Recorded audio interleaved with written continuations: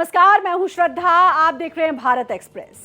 पूरे देश में इस बार फरवरी का महीना रिकॉर्ड तोड़ तापमान वाला रहा।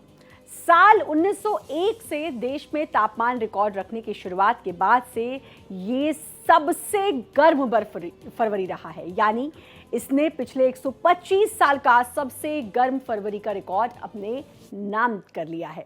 इस साल जनवरी में भी कुछ ऐसा ही हुआ। साल की शुरुआत का ये महीना भी 125 साल के इतिहास का सबसे गर्म तीसरा जनवरी रहा।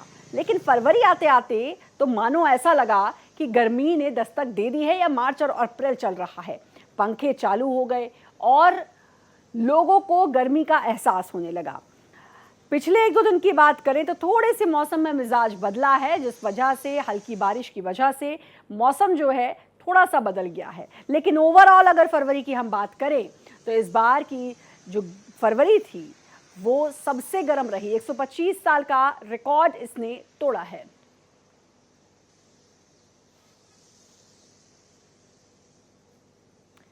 तो फरवरी में एक रिकॉर्ड टूटा है और वो रिकॉर्ड ये कि सबसे ज्यादा गर्मी रही है इस फरवरी में। आप सब लोगों ने महसूस किया होगा कि गर्मी फरवरी में ज़्यादा लग रही थी।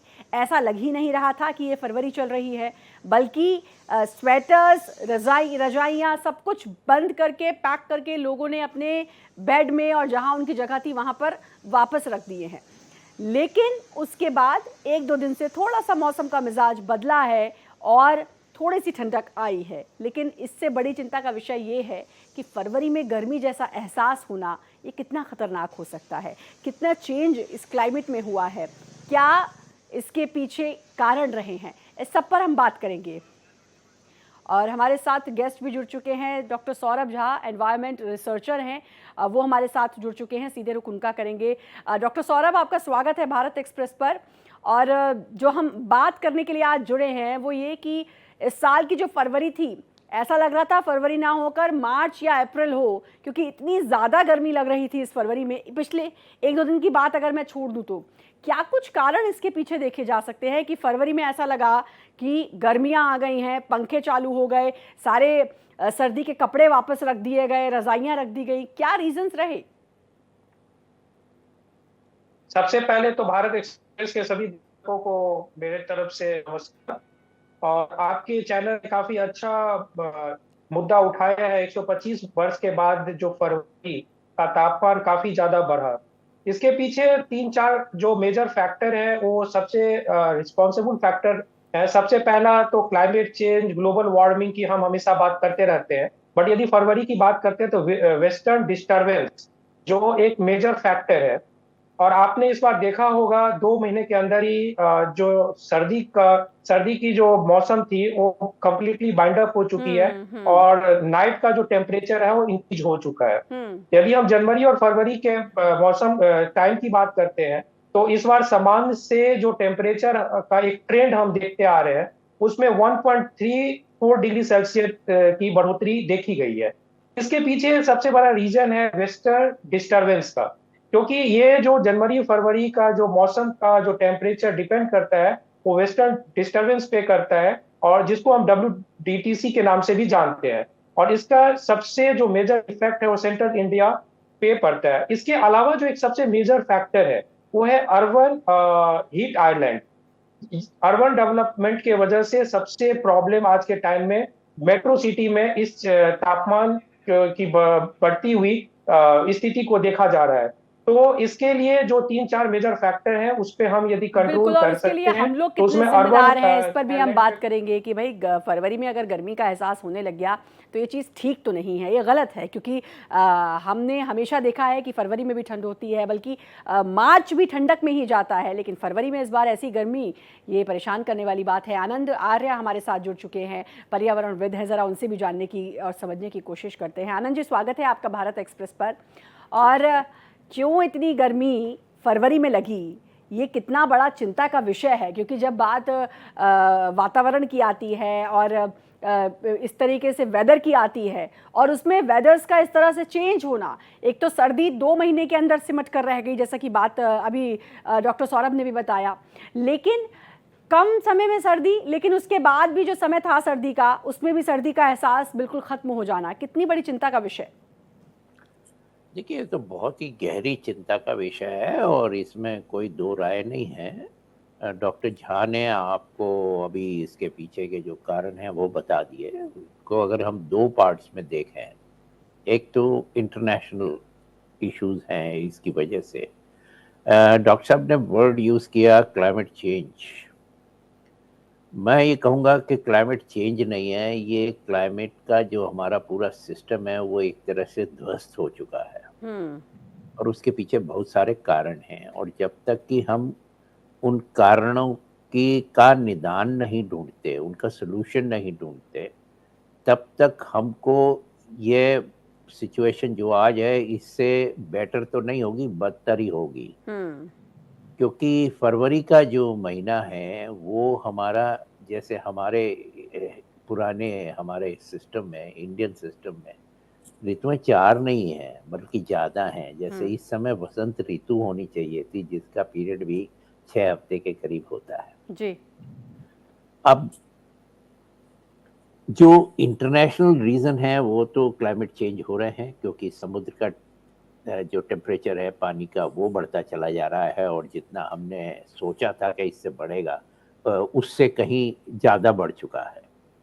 और दूसरा है हमारे जो लोकल कारण हैं। अब जैसे एक उसमें कारण तो असली पॉपुलेशन बढ़ने का है और पॉपुलेशन बढ़ने की वजह से आपको जितना रिहायशी एरिया आपको चाहिए, एक वो है। और उसकी अंदर भी प्रॉब्लम ये है कि जो हम कंस्ट्रक्शन कर रहे हैं रहने के लिए, वो आप जो ग्रीन और ओपन एरिया होते थे जो रात के अंदर आपका ठंडा हो जाते थे और जिसकी वजह से क्लाइमेट का जो कंट्रोल था, अब वो पूरा सिस्टम चेंज हो गया। जैसे मैं आपको अगर दिल्ली का एग्जांपल दूं, आज से 70 साल पहले दिल्ली का एरिया था 6 किलोमीटर का, पुरानी दिल्ली का था रेडियस में, और 6 किलोमीटर के करीब हमारा नई दिल्ली का एरिया था। अब आप देखिए, दिल्ली नॉर्थ से साउथ 130-140 किलोमीटर एक एक स्क्वायर फुट एरिया कंस्ट्रक्ट हो चुका है। इसी तरह अगर आप नॉर्थ वेस्ट देखें, वो पूरा 70 से 72 किलोमीटर जो हमारा बनता है वो पूरा का पूरा कंस्ट्रक्ट हो चुका है और बीच में कोई जगह नहीं है। और जिस तरह से हम रोड बनाते चले जा रहे हैं, तो जो हमारे जो भी एरिया था आप उसको भी खत्म, जो ग्रीनरी थी, चाहे वो आप कहे झाड़ियां थी, पर फैक्ट था कि भाई उनकी वजह से भी एक ग्रीन कवर आपके पास रहता था, जमीन तपती नहीं थी।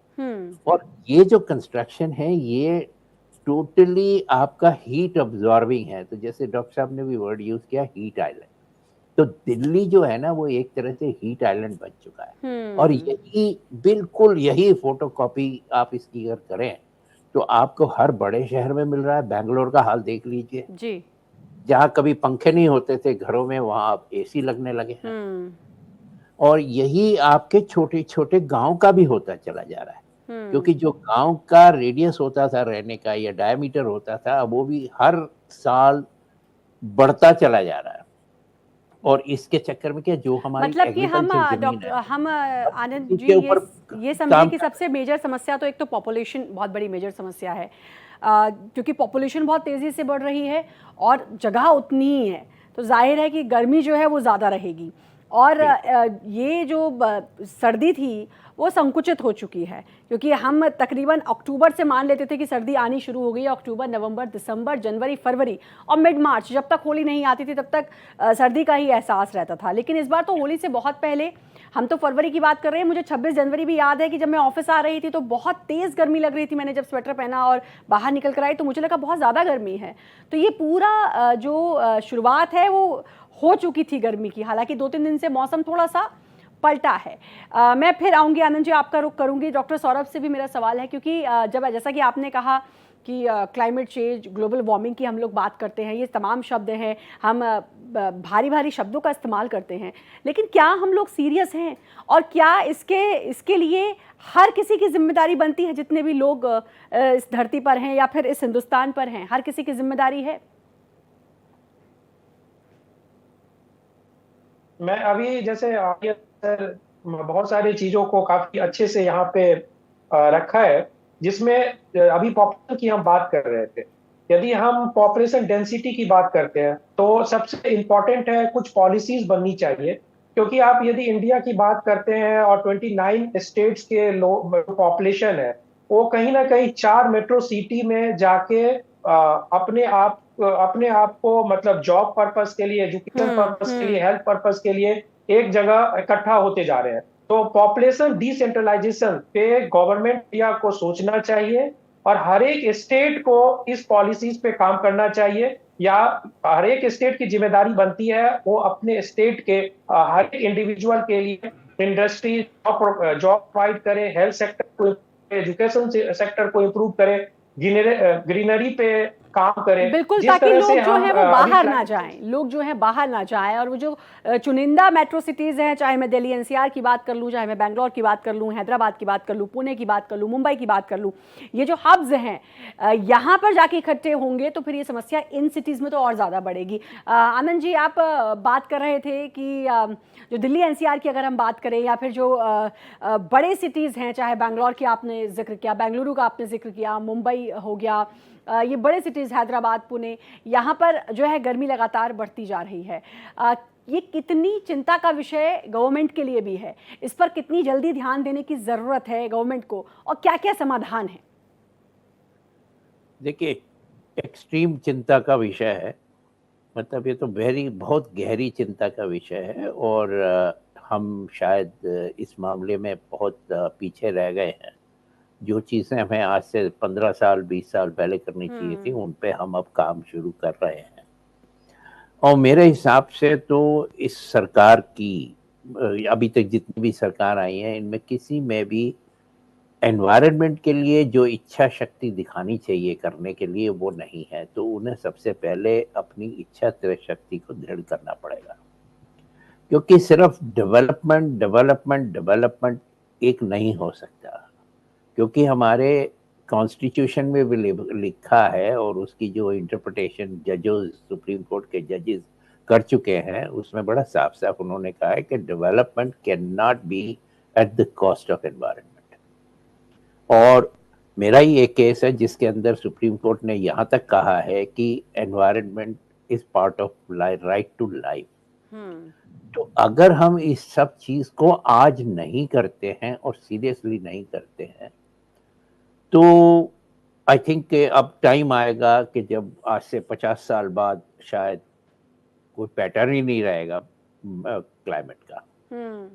क्योंकि अगर जब हम इतने कम स्टेज पे आके हमारे साथ ये होता जा रहा है कि हमें यह नहीं पता कि सर्दी कब आई कब गई, बिल्कुल, वसंत कब आई कब गई, और गर्मी कब आएगी और कब जाएगी। तो जितने, और इसकी वजह से इतना नुकसान होने वाला है, आपका हेल्थ के ऊपर असर पड़ने वाला है, आपकी क्रॉप्स के ऊपर असर पड़ने वाला है, और जिस दिन आपकी क्रॉप्स का ऊपर इतना असर पड़ गया तो आपके लिए फूड की अवेलेबिलिटी बहुत सीरियस हो जाएगी। और निदान इसका सिंपल है, और वो वही है कि आपको जितनी भी कंस्ट्रक्शन हो रही है उसके अंदर आप जितना कम से कम ग्रीन एरिया खराब करें वो करें।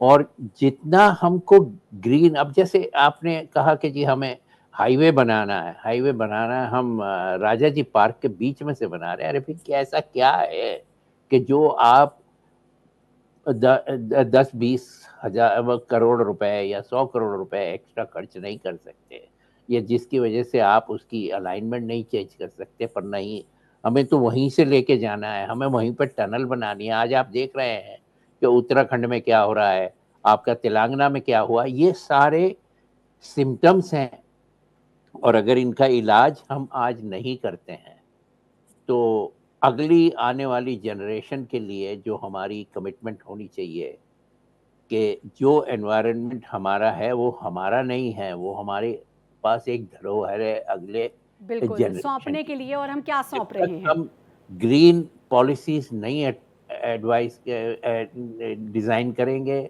और उनको बहुत सीरियसली इम्प्लीमेंट करना होगा, और इसके लिए अकाउंटेबिलिटी होनी है, क्योंकि आज बिल्कुल कोई अकाउंटेबिलिटी नहीं है किसी तरह की।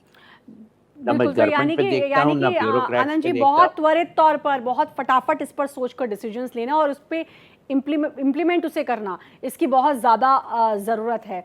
डॉक्टर सौरभ, AQI के बारे में आप सुन ही रहे होंगे, सालों से लगातार बढ़ता जा रहा है। पहले 200, 250, 300 होता था, लगता था सीवियर है, अब तो 500 भी पार कर गया है AQI। तो अब इससे हम अंदाज़ा लगा सकते हैं कि वो पॉल्यूशन कितना ज़्यादा बढ़ गया है। AQI आने वाले समय में, ये जो अभी मौसम में चेंजेस है, इसका कितना असर पानी पर भी देखने को मिल सकता है कि पानी की अवेलेबिलिटी नहीं हो पाए, तो क्या ये सब आपस में कनेक्टेड होंगे आने वाले समय में?